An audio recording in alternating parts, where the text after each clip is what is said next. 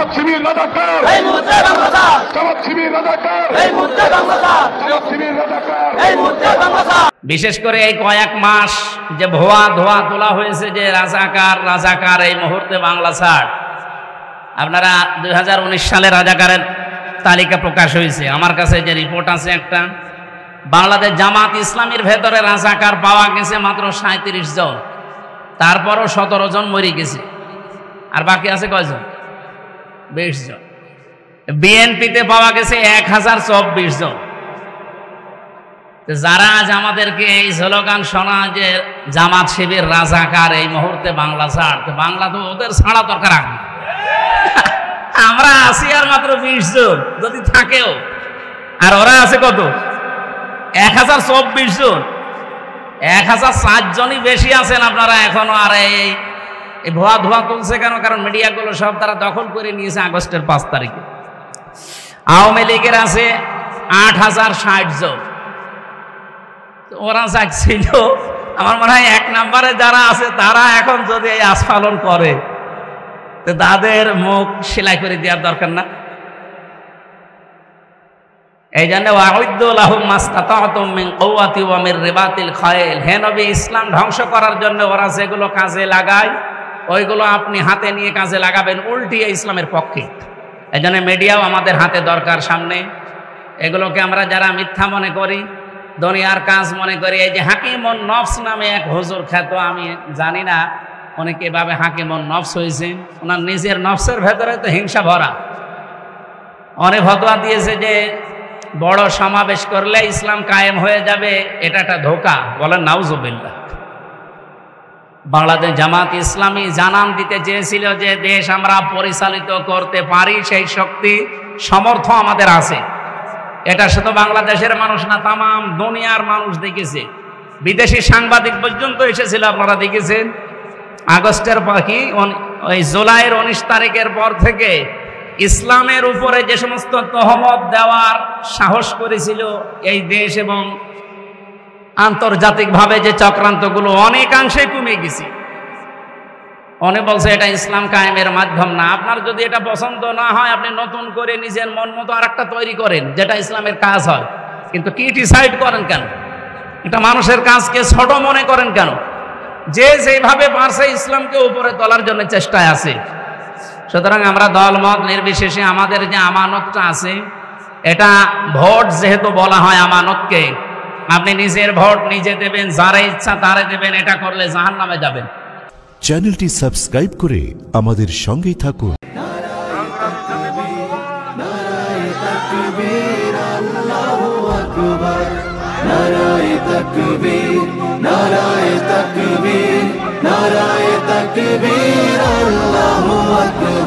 জামাতের কর্মীরা সারা পৃথিবীতে কালেমার দাওয়াত দিয়েই যাবে।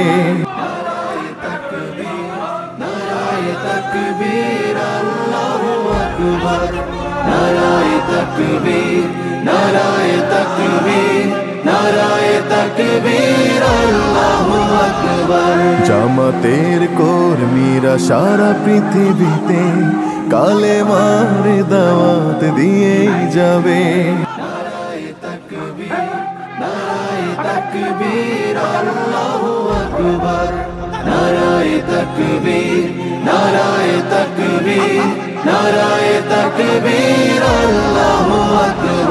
জামাতের কর্মীরা সারা পৃথিবীতে কালেমার দাওয়াত দিয়েই যাবে।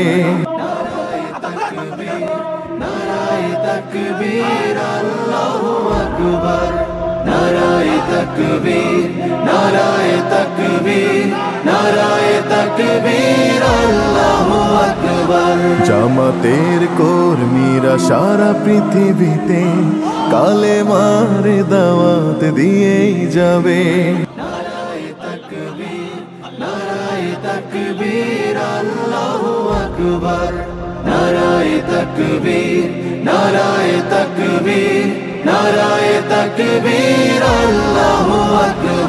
জামাতের কর্মীরা সারা পৃথিবীতে কালেমার দাওয়াত দিয়েই যাবে। নারায়ে তাকবীর। তাকবীর আল্লাহু আকবার নারায়ে তাকবীর নারায়ে তাকবীর নারায়ে তাকবীর আল্লাহু আকবার ফাউযু বিল্লাহি মিনাশ শাইতানির রাজীম ইন্নাল্লাহা ইয়া'মুরুকুম আন তু'আদ্দুল আমানাতি ইলা আহলিহা সাদাকাল্লাহুল আযীম। আবদালপুর ইউনিয়ন বাংলাদেশ জামাত ইসলামী এ শাখার উদ্যোগে কর্মী ও সুধী সমাবেশের সম্মানিত সভাপতি শ্রদ্ধাভাজন বড় ভাই অত্র এলাকার কৃতি সন্তান ডাক্তার ওসমান গনি, এ অনুষ্ঠানের প্রধান অতিথি বাংলাদেশ জামাত ইসলামী কুষ্টিয়া জেলা শাখার শ্রদ্ধাভাজন জেলা আমির, ইসলামিক চিন্তাবিদ শিক্ষাবিদ অধ্যাপক মাওলানা আবুল হাসেম স্যার, আরও আমার আগে যারা কথা বললেন সম্মানিত ব্যক্তিবর্গ, সামনে বসা আমার প্রাণপ্রিয় এলাকার মুসলমান এবং অন্য ধর্মের ভাই বাবাজিরা, পর্দার আড়ালের সম্মানিত মা এবং বোনেরা, প্রশংসা আদায় করছি। এই অনুষ্ঠান যদিও আমাদের অনুকূল পরিবেশে এখন তৈরি হয়েছে, এর আগে তো অনুকূল ছিল না। যে আল্লাহ আমাদেরকে পরিবেশ তৈরি করে দিয়েছেন, খুশি হয়ে বলছে আলহামদুলিল্লাহ। এখানে সামনে এবং দোকানপাটে বিভিন্ন জায়গায় যারা বসে আছেন, আমি কয়েক মিনিট একটু আপনাদেরকে নিয়ে কোরআন এবং হাদিস এবং বাস্তবতার দিকে কয়েকটা কথা বলতে চাই। আপনারা একটু কান খাড়া করে থাকবেন, শুনবেন তো ইনশাআল্লাহ।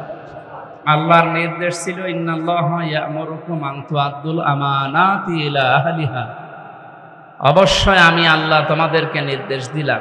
যেহেতু কুম শব্দটা এখানে আছে, এটা শুধু মুসলমানদের জন্য না, আল্লাহ যাদেরকে বানিয়েছেন সবাই এই শব্দের ভেতরে আছে। কারণ অন্য ধর্মের মানুষও যদি এই এলাকায় বসবাস করেন, তাদের জন্যও আল্লাহর নির্দেশ আন তু'আদ্দুল আমানাতি ইলা আহলিহা, তোমাদের যাবতীয় আমানত তোমরা অর্পণ করো তার প্রাপকের কাছে। আমানাত শব্দটা যেহেতু বহু বছর আমরা কোরআন হাদিসের তাফসীর পড়ে যেটা বুঝেছি, তাফসীরে মারিফুল কোরআনে আল্লামা আশরাফি রহমতুল্লাহ আলাইহি উনি এখানে তাফসীর করতে গিয়ে আমানাত মানে লিখেছেন ভয়কাট্য ভোট। আমরা কিছু মানুষ এই যে এখন কয়েকদিন শুনতেছি, এর আগেও শুনেছিলাম, তারা এই ভোট শব্দটার কথা শুনলেই কেমন যেন এলোমেলো হয়ে যায়। এমনকি অনেক আলেম ওলামা পর্যন্ত এখন ফতোয়া দিচ্ছে যে ভোট ভাটের ভেতরে আমরা নেই। তাহলে সূরা নিসার 58 নম্বর আয়াত কি সে মানে? আমি কি নিজে তাফসীর বানিয়েছি? বলেন তো, বলেন বলেন। 42টার উপরে এখন প্রায় তাফসীর পাওয়া যায় বাংলাদেশ সহ বিশ্বের বিভিন্ন দেশে। আমি যতগুলো বিশ্ববিদ্যালয়ে গেছি বাইরের দেশগুলোতে, এই 42টা আমি মিলিয়ে দেখেছি আমানতের অধিকাংশ মুফাসসিরিন ইকরাম এখানে ভোট বলে উল্লেখ দিয়েছে। বাংলাদেশে যারা এই কথা তুলছেন যে আমার ভোট আমি দেব, যারে ইচ্ছা তারে দেব, এই কথা বলা জায়েজ নেই। আল্লামা শামসুল হক ফরিদপুরি রহমতুল্লাহ আলাইহি ওনার একটা বই আছে, আপনি দেখবেন ওখানে উনি লিখেছেন যে এই কথা যারা বলে তারা ধোঁকাবাজ, নাই প্রতারক অথবা মুনাফিক। আমার ভোট আমি দেব মানে? ভোট আপনার কে বলেছে? ভোট আপনার কাছে আমানত। এই জন্য আমি আজ পর্যন্ত এই নমিনেশন ঘোষণা দেওয়ার পরে কোনোদিন বলি না যে আমার ভোট দে। আমি আপনাদের কাছে দোয়া চাই, ওয়াইদা হাকামতুম বাইনান নাসি আন তাহকুমু বিল আদলি, যখন বিচার করবা তোমরা ন্যায় বিচার করবা। এই ভোটের পরে আল্লাহ বিচারের কথা দিলেন কেন? কারণ ভোট নিয়ে নির্বাচিত হয়ে ওই জায়গা মতো না গেলে আপনি ন্যায় বিচার করতে পারবেন না। কথা বলছেন আমার? আমি সেই 12 সাল থেকে এ পর্যন্ত তো তাফসীর মাহফিলের ময়দানে বিভিন্ন জায়গায় কথা বলেছি। এই 3 বছর নয় ভেতরে ছিলাম বলতে পারি নাই, বাকি সময় তো বলেছি নাকি? ইসলামের যে বিধানগুলো আমি শুনিয়েছি, একটা বিধানও বাস্তবে কার্যকর করার ক্ষমতা আমার ছিল? সবাই বলেন। আমার গ্রামের বাড়ি পাটিকা বাড়ি, ডাবিরা ভিটা, ওখানে একটা জেনার কারবার ঘটেছিল। উনি বিদেশে থাকে, ওনার বউ এলাকায় একজনের সাথে এই কাজ করে ফেলেছে। এলাকার লোকজন এসে আমি বাড়িতে তো কম যেতাম ওই সময়, এসে বলছে হুজুর বিচার করে দিন। বিচার করবো মানে? কোরআন হাদিসের যে রায় আছে আমি রায়টা বলতে পারি, বিচার করার ক্ষমতা আমার আছে। আমার মনে হয় ওই সময় যদি কোরআনে বর্ণিত জেনার যে বিচার সূরা নূর দিয়ে, যে বিবাহিত মানুষ জেনা করলে এই শাস্তি, অবিবাহিত মানুষ জেনা করলে এই শাস্তি, যদি আমি ফতোয়া দিয়ে এলাকার মণ্ডল মাতব্বরকে বলতাম যে এই কাজ এই মহিলা আর এই পুরুষকে করেন, আমার মনে হয় এই মহিলাকে সঙ্গেসার করার আগে আমারে সঙ্গেসার করছে। এই যে পুলিশ বিভিন্ন জায়গায় দাঁড়িয়ে আছে, আসার সময় দেখলাম, এরা আমার মনে হয় ওই বিচার কার্যকর হওয়ার আগে আমারে ধরে নিয়ে সঙ্গেসার করতো না। আমারও বলতো, হুজুর দেশে কি ইসলামের আইন কায়েম আছে যে আপনি ফতোয়া দিয়ে কার্যকর করে ফেললেন? ফতোয়া দিয়ে কার্যকর করলেন কেন? আমরা চাই এই ফতোয়াটা শুধু দেওয়া না, এটা কার্যকর করব। এই দেশে যেন শুধু জেনা ব্যভিচার না, চাঁদাবাজিও না থাকে, কোন ছিনতাই দখলবাজ, বিশেষ করে আগস্টের 5 তারিখের পর থেকে যা আরম্ভ হয়েছিল। এই যে RTVর একটা কথা শুনছিলেন যে মিথ্যা কথা তারা প্রচার করছে ইসলামের বিরুদ্ধে, সময় টিভি, 71 টিভি এবং কি DBC, এগুলো সব কিন্তু ওই জালেমদের কাছ থেকে আগস্টের 5 তারিখের পরে অনেকেই জোর জবরদস্তি করে দখল করে নিয়েছে। যেহেতু এগুলো তাদের দায়িত্বে, এখন তারা এইগুলো মিথ্যা প্রচার করার জন্য মাধ্যম হিসাবে কাজে লাগিয়েছে। বিশেষ করে এই কয়েক মাস যে ধোয়া তোলা হয়েছে যে রাজাকার এই মুহূর্তে বাংলা ছাড়, আপনারা 2019 সালে রাজাকারের তালিকা প্রকাশ হয়েছে, আমার কাছে যে রিপোর্ট আছে একটা, বাংলাদেশ জামাত ইসলামীর ভেতরে রাজাকার পাওয়া গেছে মাত্র 37 জন, তারপরও 17 জন মরে গেছে, আর বাকি আছে কয়জন? 20 জন। বিএনপিতে পাওয়া গেছে 1024 জন। যারা আজ আমাদেরকে এই স্লোগান শোনা যে জামাত শিবির রাজাকার এই মুহূর্তে বাংলা ছাড়, বাংলা তো ওদের ছাড়া দরকার আগে। আমরা আছি আর মাত্র 20 জন যদি থাকেও, আর ওরা আছে কত? 1024 জন। 1004 জনই বেশি আছেন আপনারা এখনো। আর এই ধোয়া তুলছে কেন? কারণ মিডিয়াগুলো সব তারা দখল করে নিয়েছে আগস্টের 5 তারিখে। আওয়ামী লীগের আছে 8060 জন। ওরা যাচ্ছিল, আমার মনে হয় 1 নম্বরে যারা আছে তারা এখন যদি এই আস্ফালন করে, তো তাদের মুখ সেলাই করে দেওয়ার দরকার না? এই জন্য হে নবী, ইসলাম ধ্বংস করার জন্য ওরা যেগুলো কাজে লাগায় ওইগুলো আপনি হাতে নিয়ে কাজে লাগাবেন উল্টিয়ে ইসলামের পক্ষে। এই জন্য মিডিয়াও আমাদের হাতে দরকার সামনে। এগুলোকে আমরা যারা মিথ্যা মনে করি, দুনিয়ার কাজ মনে করি, এই যে হাকিমুন নফস নামে এক হুজুর খ্যাত, আমি জানি না উনি কিভাবে হাকিমুন নফস হয়েছেন, ওনার নিজের নফসের ভেতরে তো হিংসা ভরা। অনেক ফতোয়া দিয়েছে যে বড় সমাবেশ করলে ইসলাম কায়েম হয়ে যাবে, এটা একটা ধোঁকা। বলেন নাউজুবিল্লাহ। বাংলাদেশ জামাত ইসলামী জানান দিতে চেয়েছিল যে দেশ আমরা পরিচালিত করতে পারি, সেই শক্তি সমর্থ আমাদের আছে। এটা শুধু বাংলাদেশের মানুষ না, তাম দুনিয়ার মানুষ দেখেছে, বিদেশি সাংবাদিক পর্যন্ত এসেছিল, আপনারা দেখেছেন। আগস্টের ওই জুলাইয়ের 19 তারিখের পর থেকে ইসলামের উপরে যে সমস্ত তহমত দেওয়ার সাহস করেছিল এই দেশ এবং আন্তর্জাতিকভাবে যে চক্রান্তগুলো অনেকাংশে কমে গেছে। অনেক বলছে এটা ইসলাম কায়েমের মাধ্যম না। আপনার যদি এটা পছন্দ না হয়, আপনি নতুন করে নিজের মন মতো আর একটা তৈরি করেন যেটা ইসলামের কাজ হয়, কিন্তু ক্রিটিসাইড করেন কেন? এটা মানুষের কাজকে ছোট মনে করেন কেন? যে যেভাবে পারছে ইসলামকে উপরে তোলার জন্য চেষ্টায় আছে। সুতরাং আমরা দলমত নির্বিশেষে আমাদের যে আমানতটা আছে, এটা ভোট যেহেতু বলা হয় আমানতকে, আপনি নিজের ভোট নিজে দেবেন, যারা ইচ্ছা তারে দেবেন, এটা করলে জাহান্নামে যাবেন। তাহলে এই 54 বছরে এটা আমরা বুঝি না, এই জন্যই চাঁদাবাজ এখনো মুক্ত হয়নি, এই জন্যে দুর্নীতি মুক্ত হয়নি। আমিরে জামাত ডক্টর শফিকুর রহমান উনি 19শে জুলাই ঘোষণা দিয়েছিলেন, এতদিন যুদ্ধ করেছিলাম একটা, এখন সামনে আর একটা যুদ্ধ বাকি আছে। এই যুদ্ধের নাম দুর্নীতির বিরুদ্ধে। এটা দরকার না? এটা যদি সত্যি দুর্নীতির বিরুদ্ধে যুদ্ধ শুরু হয়, আর আপনি যদি বাস্তবে দেখতে পান যে বাংলাদেশে দুর্নীতি নেই, আপনি মনে করবেন আমি একটা জান্নাতে আছি। আমার এই ছোট বয়সে তো আমি বিভিন্ন দেশে যেয়ে দেখি কি প্রশান্তি, সেখানে কোনো টেনশন নেই। রাত 2:30টা 3টা বাজে জঙ্গলের ভেতর দিয়ে রাস্তা, ওই যে ক্যামেরুন হাইল্যান্ডে মালয়েশিয়াতে, মানে গা ছমছম করে, অথচ কোনো ভয় নেই। ড্রাইভার বলছে কোনো চিন্তা নেই, কেউ আসবে না সামনে। আর রাত 3টা 4টায় না, আমার মনে হয় দিনের বেলায়ও যদি কেউ 3টায় বের হয় সে আস্ত থাকবে। তাদের দেশে আইন, কোরআনের আইন হয়তো সবগুলো নেই, যেগুলো আইন আছে আইনের প্রয়োগ আছে, আর এই প্রয়োগের কারণে তাদের দেশের দুর্নীতি নেই। দেশটা আজকে 2004 সাল থেকে দাঁড়িয়ে গেছে বিশ্বের বুকে, আমরা 54 বছরেও দাঁড়াতে পারি না। এই একটাই মাত্র কারণ, একটাই মাত্র রোগ, তার নাম দুর্নীতি। তার নাম কি? এটা আমরা আমিরে জামাতের এই ঘোষণা শোনালাম যে উনি যুদ্ধ ঘোষণা করেছেন এর বিরুদ্ধে। সামনে এই যুদ্ধে যদি আমরা জয়ী হতে পারি, এই নির্বাচনের ব্যালট, এই যুদ্ধের মাধ্যমে সত্যি আপনারা একটা মিনি জান্নাত বাংলাদেশে দেখতে পাবেন। আর এটা আমার জন্মভূমি কুষ্টিয়া, আমি সবচাইতে বেশি ভালোবাসি।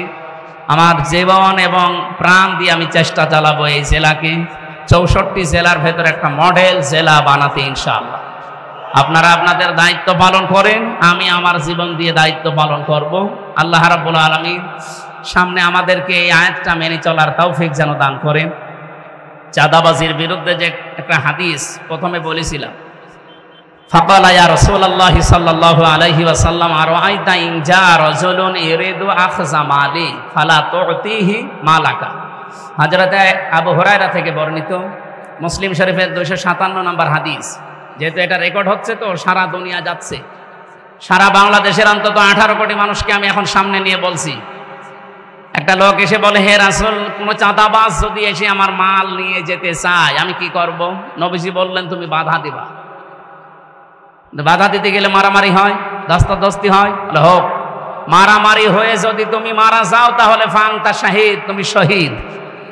আর ও যদি মারামারি করে দস্তাদস্তি করতে গিয়েও মরে যায়, ফাহুয়া ফিন্নার, ও জাহান্নামে।